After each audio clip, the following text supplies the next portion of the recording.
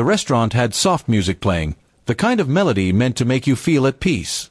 Our anniversary dinner was supposed to be a celebration of 5 years together. I had picked the place carefully, her favorite one overlooking the river, where fairy lights sparkled like stars on the glass. I wanted that night to remind us of everything we had built together. But as soon as she walked in, I sensed something was different. Her smile was tight, her eyes restless. And then I noticed the man sitting 2 tables away, a colleague of hers from work, the one she often mentioned in passing. We ordered dinner, and I tried to brush off the uneasy feeling. I told myself I was overthinking, that maybe coincidence had just played its part. But the tension was there, quiet and heavy. Halfway through the meal, she reached into her purse and pulled out a small brown envelope.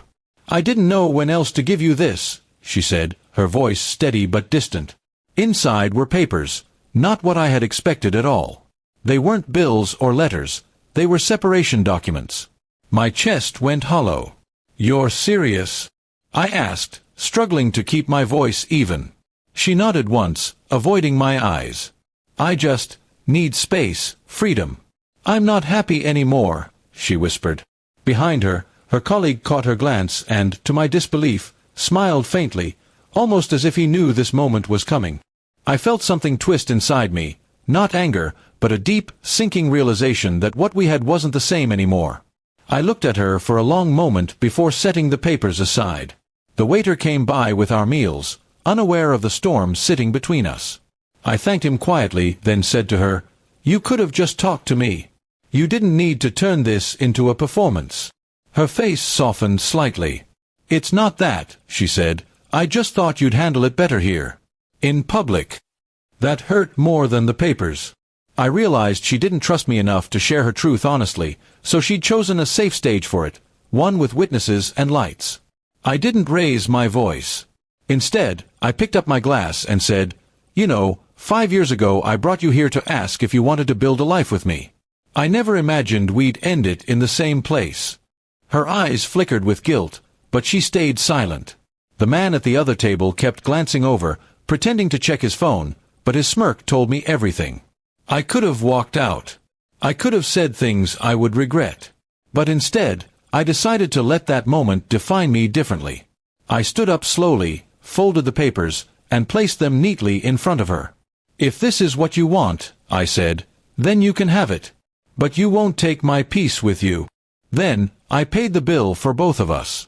She looked startled. "You don't have to," she began, but I interrupted softly.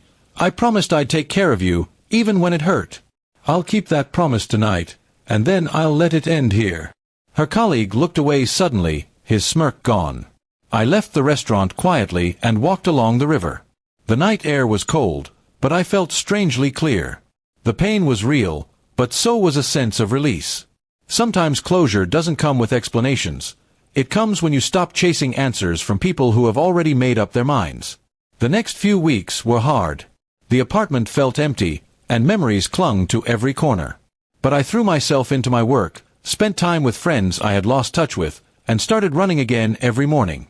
Slowly, I began to see that losing her wasn't the end of something beautiful. It was the beginning of something honest. One evening, about 2 months later, she called. Her voice trembled.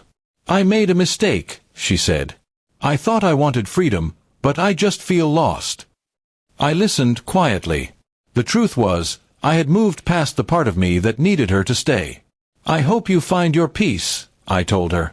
"You just won't find it here anymore." There was silence on the line, and then she whispered, "I didn't think you'd change this much." I smiled faintly and said, "You didn't think I'd survive this much." We ended the call on that note, respectful, final, and calm. Months later, I stood on the same riverside where that dinner had ended.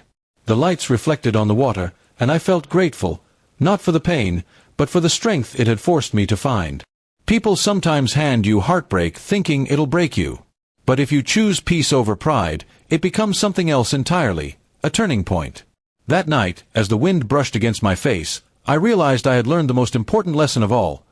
Love isn't proven by how tightly you hold on, but by how gracefully you let go when it's time.